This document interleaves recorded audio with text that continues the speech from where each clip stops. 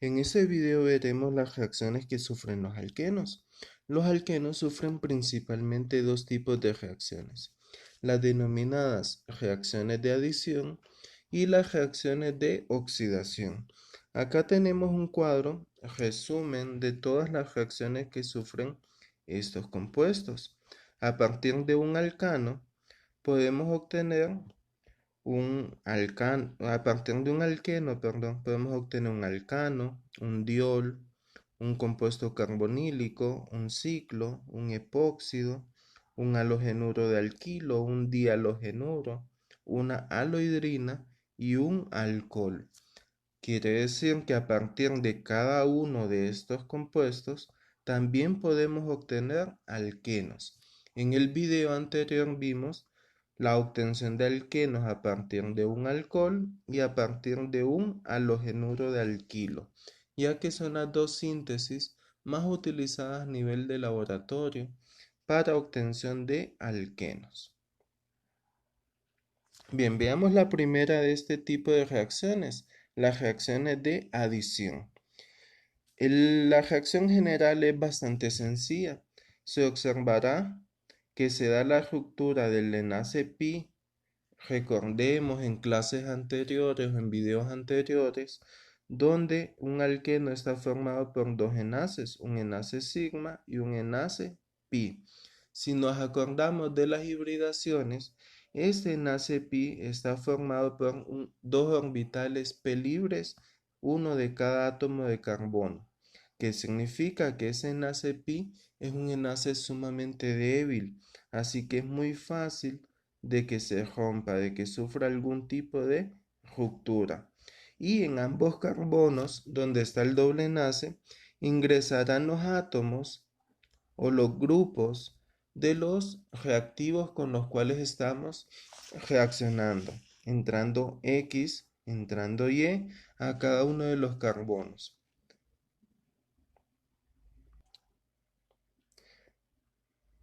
Bien, el mecanismo de reacción de este tipo de reacciones de adición es por lo general un tipo de reacción que se denomina formación de carbocationes. Quiere decir que si disociamos esta molécula tendremos una parte positiva y un átomo negativo. La nube electrónica del doble enlace atrae a nuestra carga positiva. Una vez que es atraído hasta esta nube, se enlazará a uno de estos dos carbonos, rompiéndose el enlace pi. ¿A cuál carbono se enlaza?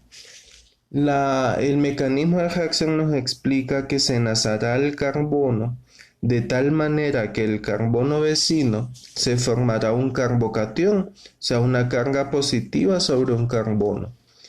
Y ese carbocatión formado tiene que ser lo más estable posible. Estamos hablando de un carbocatión terciario, más estable que un secundario, más estable que un primario. Así que nuestra carga positiva se enlaza al carbono de tal manera que el carbocatión formado sea lo más estable posible. Una vez ese carbocatión atrae a la carga negativa, al nucleófilo, y se enlazará formando nuestro producto final. En la mayoría de estas reacciones no hay subproductos. Bien, veamos la primera reacción, que es la halogenación de alquenos o adición de HX. En esta reacción, que es la adición de halógenos, se hace reacción a un alqueno con un halógeno. El halógeno puede ser cloro o bromo, que son los dos halógenos más utilizados, y un catalizador inerte, que es el CCl4, tetracloruro de carbono. ¿Qué sucederá? Como les comenté, el cloro tiende a disociarse, cloro negativo, cloro positivo. La nube electrónica del doble enlace atrae a la carga positiva, uniéndose a uno de estos dos carbonos. Al unirse a este carbono, el carbono vecino quedará con una carga positiva. Y a esto es lo que nosotros denominamos un carbocatión.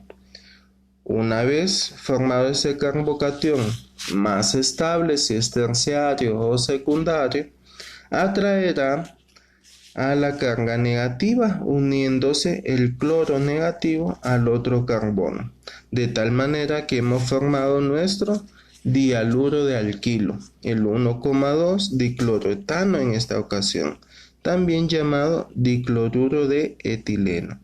Pero fijémonos en algo, los halógenos están opuestos. Quiere decir que el mecanismo de reacción en este tipo de reacciones es un poco distinto. Y los investigadores han propuesto un mecanismo alterno al más popular que yo les acabo de explicar. Y nos explican ellos que el átomo de halógeno se une en realidad a los dos carbonos.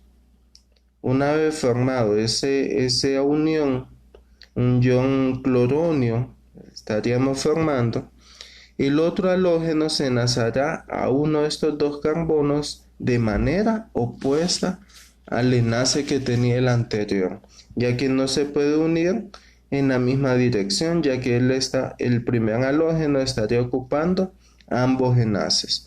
Y de esa manera explicaremos o se explica por qué siempre los halógenos se observan opuestos en posiciones trans, que esto lo explicamos en un video anterior. Bien, también tenemos la formación de halohidrinas. Es prácticamente la misma reacción, salvo que ahora en lugar de CCl4 tenemos agua, halógeno en agua. Cuando tenemos el halógeno en agua, el agua aporta grupos hidroxilos que se estará uniendo a uno de estos dos carbonos. Fijémonos, el halógeno se une al carbono menos sustituidos. El grupo hidroxilo se une al carbono más sustituido.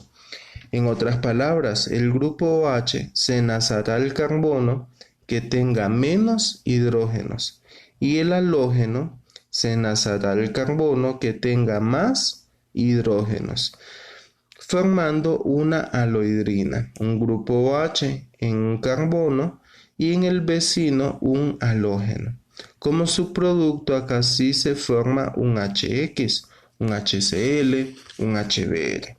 Pero nuestro producto principal es el denominado halohidrina. Aquí no hay que dar un nombre IUPAC, simplemente nombramos la familia que se forma halohidrinas. Fijémonos que la reacción o las reacciones siempre se darán en los carbonos del doble enlace.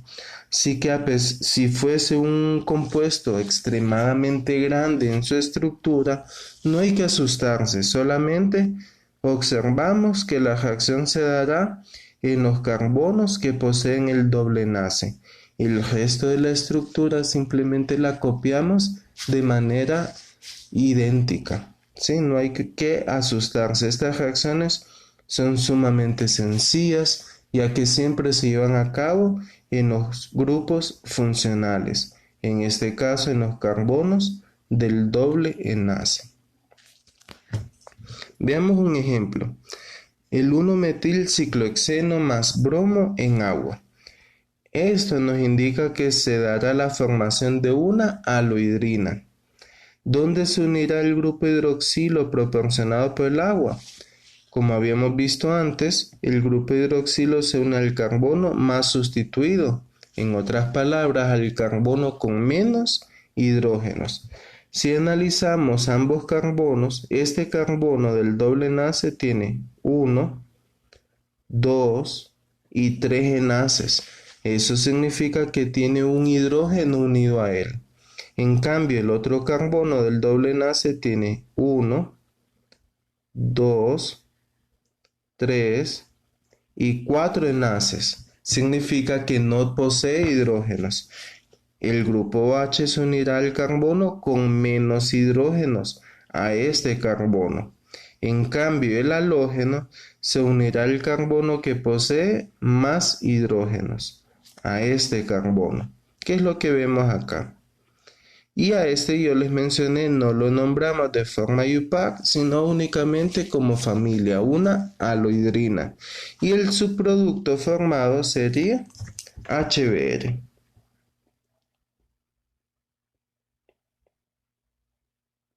HBr. Bien, la otra reacción que también es muy similar a las dos que hemos visto es la reducción de alquenos, comúnmente conocida como hidrogenación catalítica de alquenos, donde el alqueno se hace reaccionar con hidrógeno utilizando catalizadores metálicos.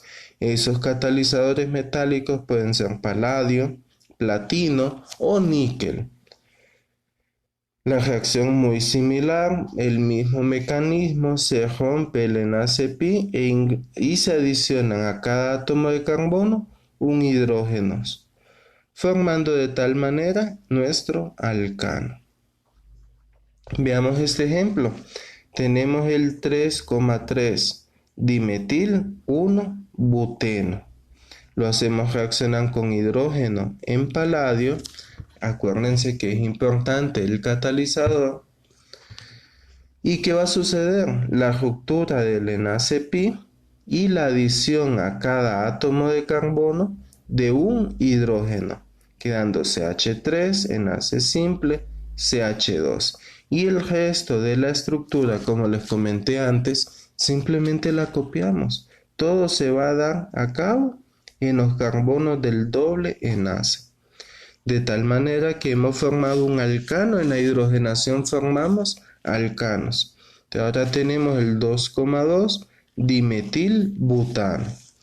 En las halogenaciones formamos dialuros de alquilo cuando utilizamos SL4. Cuando se utiliza agua formamos una aloidrina. Y en la hidrogenación siempre obtendremos un alcano.